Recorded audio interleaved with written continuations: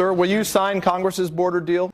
President Trump tonight unimpressed by that bipartisan border deal hammered out by congressional leaders. Am I happy at first glance? I just got to see it.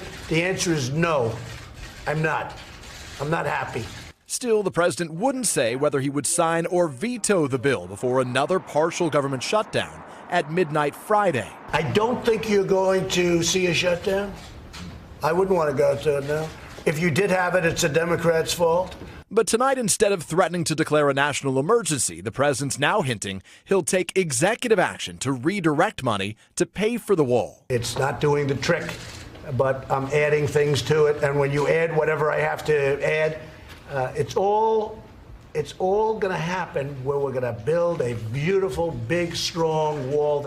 The deal would provide nearly $1.4 billion for 55 miles of new border barrier, no concrete wall, and far short of the $5.7 billion the president's demanded. The compromise immediately coming under fire from the president's conservative allies. I'm getting details.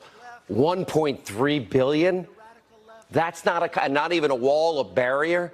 Any Republican that supports this garbage compromise, you will have to explain. It follows a combative Trump rally in El Paso last night. We have suffered a totally dishonest media. A man with a Make America Great Again hat attacked a BBC cameraman inside the cordoned-off press area. The man was removed from the arena, and the journalist was not hurt.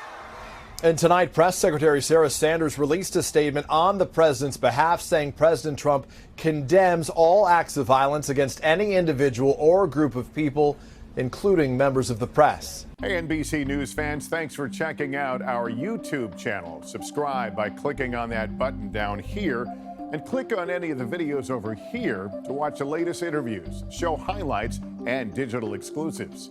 Thanks for watching.